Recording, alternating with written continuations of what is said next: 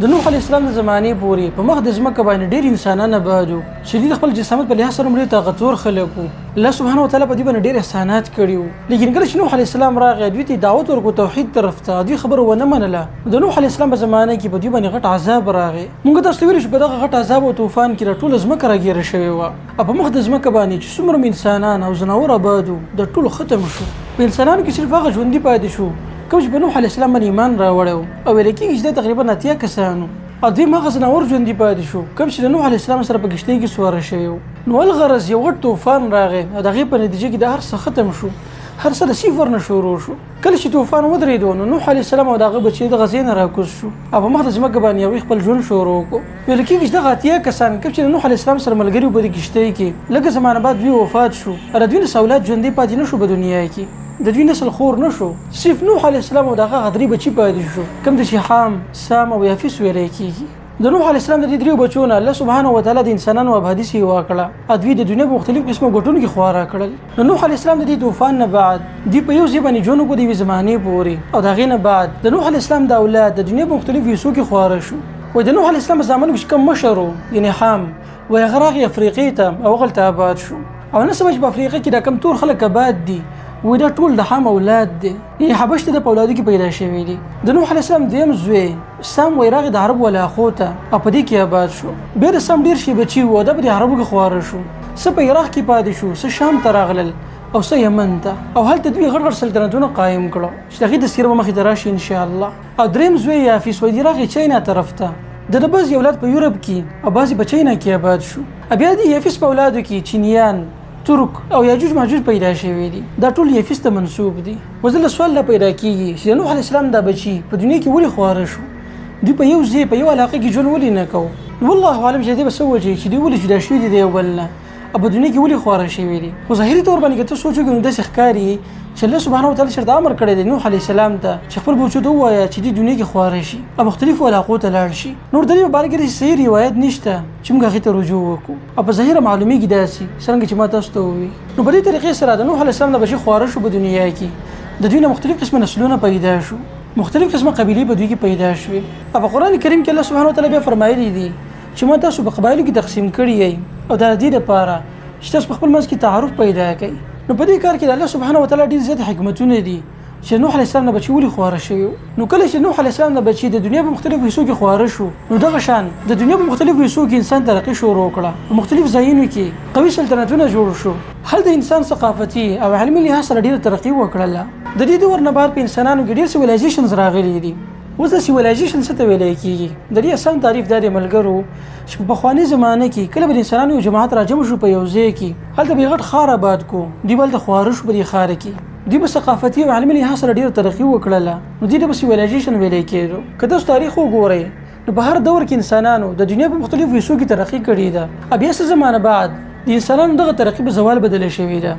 او د دنیا په دویمه حصې کې چې کوم انسانان اوسېږي نو هغوی ترقي اختیاره کړې ده. لکه مثال په طور په چاینا کې یو سیویلایزیشن تېر شوی دی چې د یو قسمه سوپر پاور طاقت و په یوه زمانه کې چې هغلته انسانان آباد وو او د هغوی سره علم ډېر زیات و، لکه عمارتونه جوړول شو، پاخه سړکونه او کورونه جوړول، دا کار به دوی کوو، په دوی کې ډېر ماهر و په دغه زمانه کې. بیا څه زمانه بعد دغه خلک ختم شو، د دوی په ترقۍ باندې زوال راغی. اوس په دوی باندې زوال ولې راغی؟ د دې بار داسې صریح څه جواب نشته، لیکن باطني لحاظ سره که موږ سوچ وکړو نو معلومیږي چې الله سبحانه وتعالی هر یو امت ته پیغمبر را لیږلی دی او دا عین ممکن ده چې دغه خلکو ته الله سبحانه وتعالی پیغمبر را لیږلی و، لیکن دوی دغه خبره نه ده منلې. دې د وجې نه په دوی باندې زوال راغلی دی. او داسې په دوی باندې نه بلکې د دنیا په مختلفو حصو کې څومره قومونو ترقي کړې ده په هغوی باندې بیا زوال راغلی دی او د هغې وجه همدغه کېدلی شي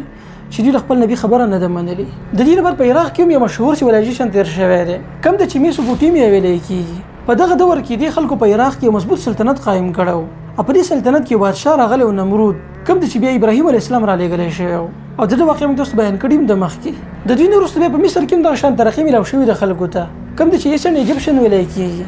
دې خلکو هم ډېره ترقي کړې وه دوی غټ غټ اهرامات جوړ کړي کوم چې اوس موجود دي په مصر کې او تاسو به یې نه ډېر مضبوط عمارتونه دي خلکو جوړ کړي ادي ثقافتي او علمي لحاظ سره ډېر ترقی کړي و ډېر مضبوط خلک و ده دی وجه الله سبحانه وتعالى دي خلکو ته دوی پیغمبران را لېږلي دي بلکې دین هم سیوا یو یوسف علیه السلام دی چې راغلی و مصر ته او د دې مشریو ته بیا میلاو شوی و دویم موسی علیه السلام را لېږلی شوی د مصر یو بادشاه ته فرعون چې ډېر طاقتور سړی و د خپلې زمانې خپل ځان ته یې رب ویلی و د تاریخ په مخ کې تاسو ته راشي ان شاء الله نو دغه شان د مصر والا هم د ترقۍ نه وروسته بیا زوال لیدلی دی دغه شان د دې نه بعد څه خلک په سیند کې مباد شوي وو د سیند هغه علاقه کوم چې پاکستان کې شامله ده کوم د موهنجوداړو ویلی کېږي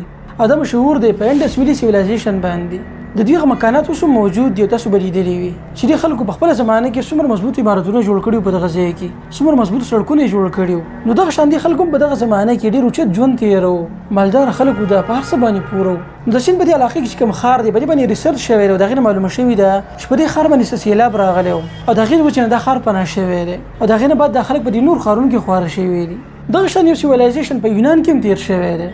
چې دا غزي خلکو په زمانه کې ترقی کړي و علمي لحاظ سره ډیر ترقی یافته خلک وو لیکن بیا څه زمانه بعد په هغه باندې زوال راغلی دی نو ملګرو په دې مختصر تاریخ سره به تاسو پوه شوي یې چې په هر زمانه کې د دنیا په مختلفو حصو کې مختلف قسم خلکو ترقی کړي ده هغه اعلی ټکنالوژي اختیار کړي ده چې هغه مسلسل په دې زمانه کې دریافت کیږي هم چې انسانان ډېر زیات حیرانوي لیکن په هر زمانه کې به دغه خلکو باندې زوال راغلی دی خو اوسه پورې دریافت نه داسې معلومه شوې نه ده چې په خلکو باندې زوال ولې راغلی دی او نه داسې ظاهري ثبوتونه میلاو شوي دي چې د هغې نه د یو نبي وجود معلومیږي چې هر یو قوم د څنګه پیغمبر راغلی دی حالانکې په قرآن کریم کې الله سبحانه وتعالی فرمایلی دي چې ما په هر یو امت کې پیغمبر را لېږلی دی دې نه بالکل واضحه کېږي چې دغه خلکو ته ضرور پیغمبران راغلي دي لیکن دې خلکو دغه پیغمبر خبره نه ده منلې دې وجې نه دوی د زوال سره مخامخ شوي دي نو ملګرو خلاصه د خبرې دا ده چې نوح علیه السلام د زمان په دنیا کې خواره شو بیا د دنیا په مختلفو حصو کې انسانانو دغه شان ترقي وکړله کله چې د نوح علیه السلام دغه یو زوی سام راغی د عربو علاقو ته د ده ډېر شي زامن او د عربو په علاقو کې خواره شو ویل کېږي چې د ډېر زامن یمن ته راغله لول ته آباد شو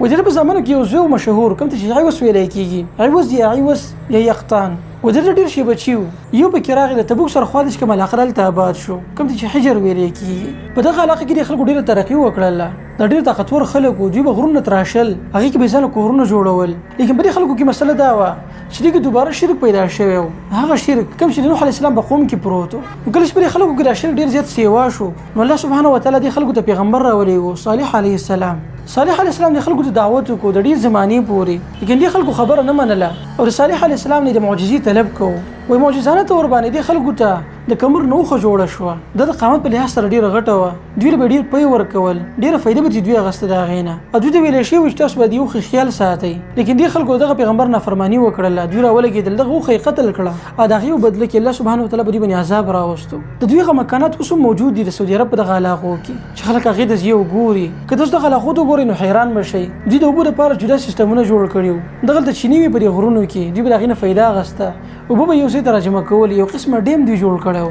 او د هغې نه به یې ځنه فایدې اخیستې د دوی په دغه کلیو کې د راجمع کېدلو لپاره یو خاص ځای و چې دوی هلته راجمع کېدل خوشحالیانې به یې منا وهلې او طاقتور خلک وو لیکن دې خلکو د الله سبحانه وتعالی امر نه منو توحید نه منو د هغې د وجې نه دوی فنا شو دغه شان د سم د نور اولاد د عربو په نورو علاقو کې خواره شوي دي یو زوی پکې راغی د یمن سره خواته یو علاقه د احقاف هغلته آباد شو د دوی یو طاقتور قوم وجود ته راغی کوم د چې عاد ویلی کېږي قوم عاد هم طاقتور خلک وو د جسامت په لحاظ سره ډېر دنګ وو دوی له الله سبحانه وتعالی ډېر طاقت ورکړی و د عادیان او سمودیان د یو بل تقریبا د تر زامن کېږي نږدې خپلوانو ده دوی به اوچت کورونه جوړول نو په دې کې رواج دا و چې کوم یو کس به پکې ډېر مالدار و نو هغه عمر به دغه کوردن ښکاره کېدو د دې خلکو اکثر ګزاره په بارانونو باندې کېده دوی به زراعت کوو د ځمکې نه به یې فایده اخیستله الله سبحانه وتعالی هم دې خلکو ته پیغمبر راولېږو هود علیه السلام هغه دې خلکو ته دعوت وکړو لیکن دې خلکو دا خبره ونه منله په آخر کې په دې خلکو باندې عذاب راغی اول خو د ډېرې زمانې پورې په دې خلکو باندې باران نه کېدو بارانونه بند شوي او ډېر زمان بعد وریځې راغلي تورې وریځې وي دوی خوشحاله شو چې په باندې باران وشي